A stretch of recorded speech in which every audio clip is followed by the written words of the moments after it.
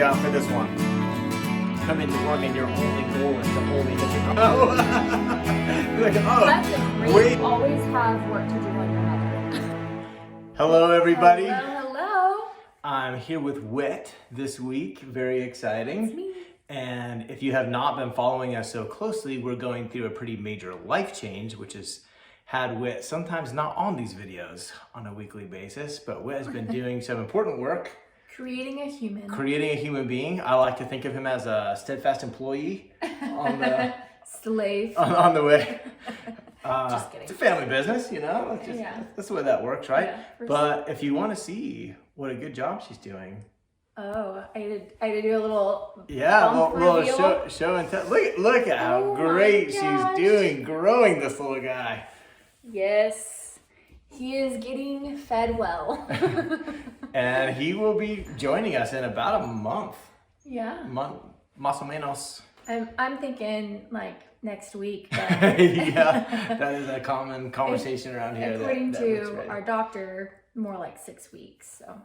So we thought this would be a fun time to just sort of check in, mostly interview style. I'm going to be asking Whit some questions because it kind of dips into our life in two different ways. One is that we are growing a business, and growing a business requires time, it requires energy, planning, consistency, and things are kind of inconsistent over here. Unpredictable, we'll say. I'd say very, not kind of. Yeah, I was trying to be gentle. But the other cool part is that the business is about mindset. The business is about you taking authority over your felt experience of life by managing the tension between what you expected and what is real. And I've been getting an F. That is so not true. But it has been a large test, we'll say. You have not been getting an F. Okay, thank you. Very nice. You're welcome. And so I just put some questions together for Whit so we can kind of go through and just pick her brain and see where she is on this in the hopes that it can help people in a few different ways. One, genuinely entrepreneurs that are going on this same journey and they're looking at growing their family, but also just anyone who's navigating a season where they kind of thought it was going to be one way and it turned out to be another way.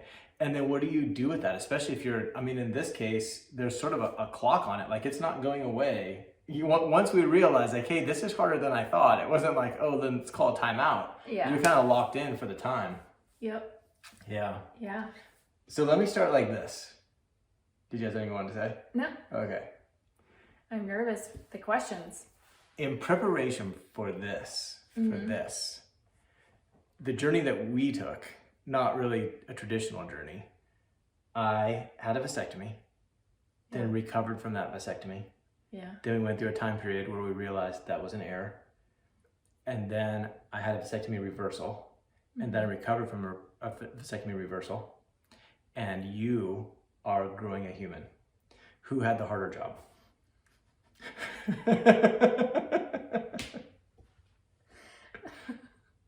Well, first of all, that's gonna make me cry. This is unforeseen. Because I was being funny. No, I think the emotion is good, but yeah, you just like sometimes you take a journey and you're so caught in the journey that until you look back, you don't realize like, oh my gosh, we have been on this journey for a while. Yeah, it's true. This part that feels really hard is actually like right at the summit, and you don't realize, wow, we're so close, and what a miracle to be on this journey. And so all that just to say, like, when you said it that way, it really kind of caught me off guard. Oh yeah. Well, hey, listen, this is what we go for. We try to not pre-plan the questions and answers, and that was not what I saw coming right there. So what was the question? Who had the harder job? I was starting with a softball. Okay. Kind of an obvious answer. So do you want me to strangle you right now? Because that's not even a question. No. But actually, sort of the reason I ask is that while I was doing that, you were very supportive and very grateful And, Yeah. and I was telling you, like, listen, your time will come. And so yeah. I just want to, hear that, like, do you feel that your time came? That you had your chance to contribute? Well, just to shine a little light that it hasn't just been pregnancy. Pregnancy is hard, but then it's been a herniated disc and separating abs, hernia. What else? Varicose veins that are bulging. Things that I won't even share. You're welcome. That have added to the discomfort of already growing human. Yeah. That has just made the journey feel like, oh my goodness. Remind me why I'm doing this. So you're gonna go with you then is the answer to that first one. You're not even in the competition. I know. You didn't make varsity. It's just funny to me because I've always known. My contribution was like, okay, this is gonna be really hard. I gotta sit on the couch and watch some movies for like 3 days and then do a lot of walking. But it was important. It was important. Without no that, question. It was important.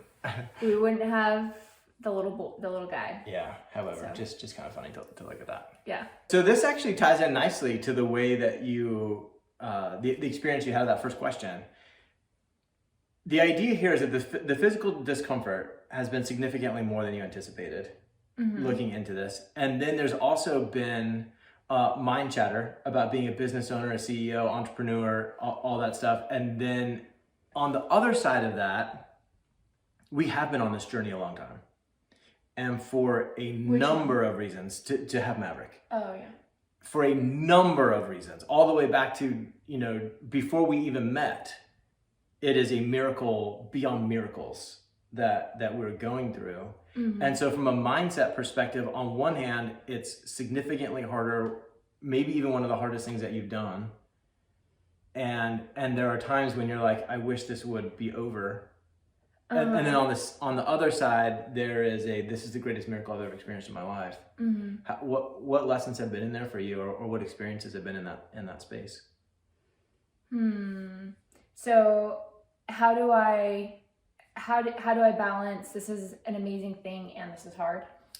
I know it's required a lot of compassion for yourself, because on one hand you're like, I want this to be over, but on the other hand you're like, how can I say that? This is a blessing and a gratitude. Yeah, I think the compassion aspect is really taking performance out, which, I think the compassion was something that I had to learn what it looked like in this specific season, because it was different than when I was stop over drinking, or stop overeating.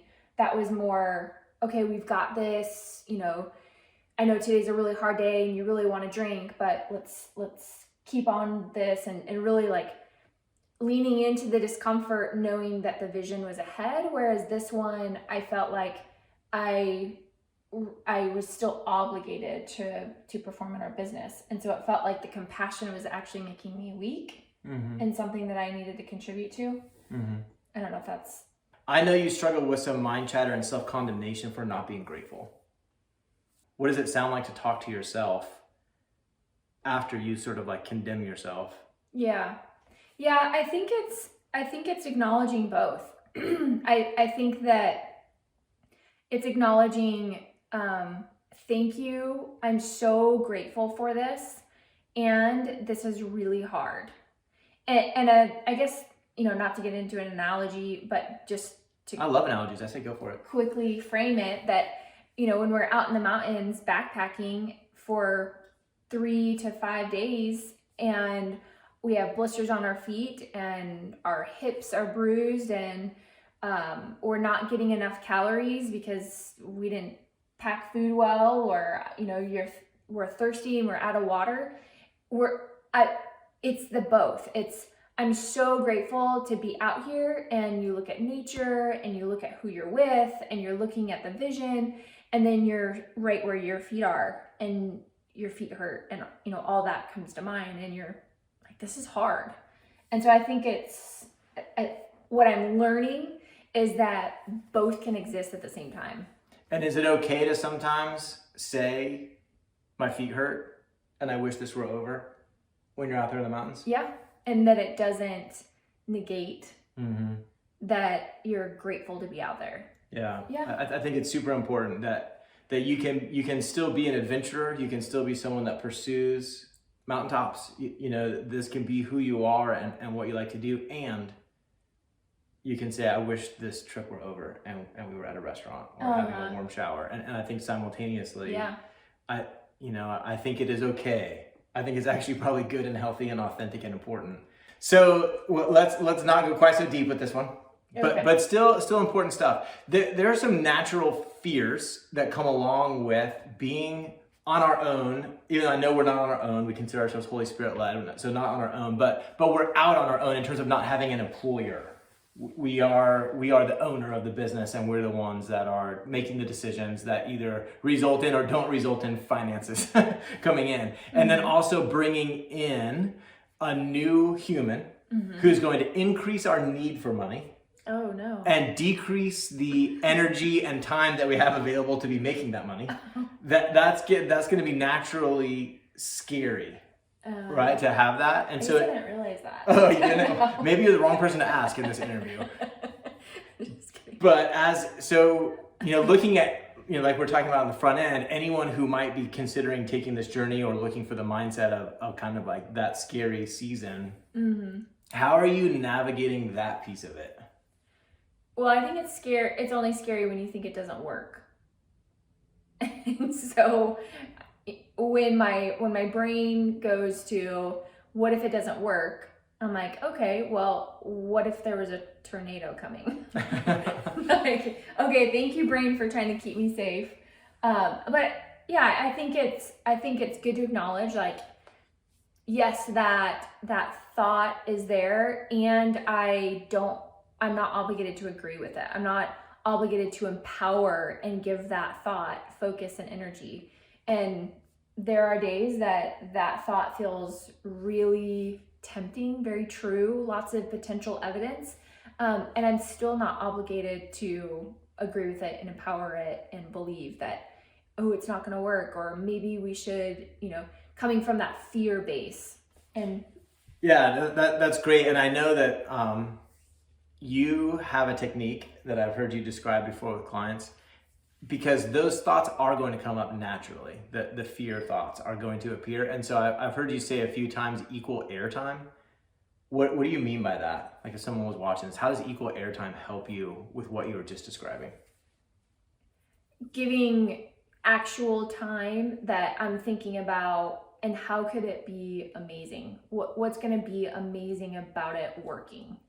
And then getting into the details of that. What does it working, the business, and adding to, growing our family, what does that look like on a grand scale, and then down to the daily, actual lifestyle. And then really allowing yourself to feel that and experience that and believe in that. I love it. I love the whole concept, because even the fact that it's called equal airtime, it indicates, it highlights that both stories are imaginary. It going right and it going wrong are two imaginary stories, and you kind of default toward one imaginary story. And then this idea of equal airtime, it like reminds you, like, look, if you're going to tell that imaginary story on Tuesday, then you're going to tell this other imaginary story on Wednesday. Yeah. And it kind of takes away any sort of mind chatter that, like, you're not allowed to tell the good story because it might be irresponsible or you might be wrong. Right. So, yeah, but this one might be wrong too. So how about we just go with equal airtime? Yeah. Yeah, I actually heard a really good quote today. I'm just going to say half of it. But it said, yesterday was just a memory and tomorrow is just a dream.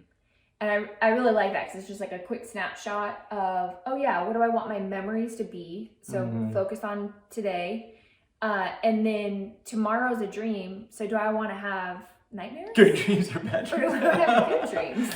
Yeah. And I want to have good dreams. So why don't I think about the things that are going to go well? Yeah, I love it. And stop pretending like the bad dreams are real. Yeah, because tomorrow's just a dream. Beautiful. Yep.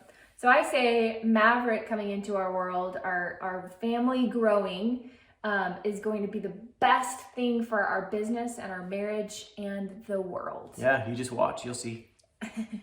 All right, new topic. If I just had a magic wand Is this the last question? No, there are two, but they're both short. Okay. Because I'm getting hot. Yeah, it is warm up here. If I had a magic wand and I could just take away one of your pregnancy symptoms, which one would you want gone? Maverick is still going to be healthy. Everything's still going to go great. Just one of the symptoms is going to be gone. One of the symptoms? Yeah, like one pregnancy symptom. One symptom. That's appropriate to share with the audience. I would say that, I mean, he has to be somewhere. If he could be somewhere and not my stomach, so I could actually sleep on my back and, you know, lay on my stomach. Maybe. Oh, okay. I don't have to solve for it. Yeah, Just exactly. take it No, away. just what symptom? Okay. That's a magic wand. Could go away. That Maverick would live somewhere else on my body. So that you could lay on your stomach or lay on your back or both? Yeah, both. Both. Okay, so that's what you're looking forward to. Yeah. I like it. Yeah, just having a flat surface here so I can maneuver life a little more gracefully. Gotcha. I can see that. This one might be harder to think of, but I'm Okay. going to push your brain for the last question of the day. What part of pregnancy has been surprisingly great? Yeah, this one. I'll put like a Obviously, little I graphic of a haven't- clock. Time passes. 24 hours later, I came up with it. Equal airtime. Yeah. See, I have not been giving my brain equal airtime as to why pregnancy is amazing. Something that's been great about pregnancy. Surprisingly great. You didn't think it was going to be great, and then it was. I guess just eating whatever I want, whenever I want. I think that's been, like, I'm like, hey, if Maverick wants it, okay, he wants ice cream for dinner. Sorry, that's what we're having, family. But yeah, I think just really letting myself, I mean, of course I want to eat healthy so that he's getting nourishment and stuff. But just realizing, like, yeah, I'm pregnant, and I'm gonna, if my body's craving something, then I'm gonna lean into it with a little bit of a balance, but not so much if it was just me. So the part that's been surprisingly good is that you've gotten to eat some things that you don't normally eat. Yeah, which now that I say that out loud, I'm like, wait a minute. I eat healthier when I'm not pregnant. Shouldn't it be the other way around? I eat healthier when I'm carrying and making a human. We'll have you rewatch this. There's a compassion section I want you to see. Oh, okay. You just go ahead and check on that right now. Got it. Yeah. Well, thanks for being vulnerable, baby. Yeah. Always fun to have you It's fun to share. up here in Thanks the for hot room listening. in front of the hot lights. Yes. Yeah. Yeah. And I think the last thing I would say is that for any other business owners out there, or women that want to desire to be a mom and maybe aren't, well, I guess, yeah, together, I would say, don't let the fear or disbelief that it will happen allow you to not take the steps forward. I think two of the things that really pressed up against, is this the right choice of taking this journey, saying yes to this journey, was, is our business going to suffer? And what if the answer is no? And I'm just like so devastated. And so just having both fears in my brain, I'm so grateful that I acknowledged it, but I didn't listen to it. I had this crazy belief that we needed to make $1 million in our business before we could expand our family. Don't judge me. In order for me to feel like secure and, you know, that I was being responsible. And I'm so grateful that I didn't listen to that. It has been challenging for sure, but I know that it's going to be 100% worth it. So if you're a business owner considering expanding your family, first child, or you're wanting to become a mom and it hasn't been an easy journey, I say just keep pressing into it's possible, it's possible, it's possible. Hey, thanks for watching this episode of Ask Steadfast. Whit and I are super excited to use this avenue to sort of spread our message. And so it would mean a ton to us if you'd subscribe to this channel. Additionally, if you have any questions you'd like to see addressed in future episodes, whether serious or funny, we'd love to see those in the comments. So leave that in the comment below, and we'll see you in the next one.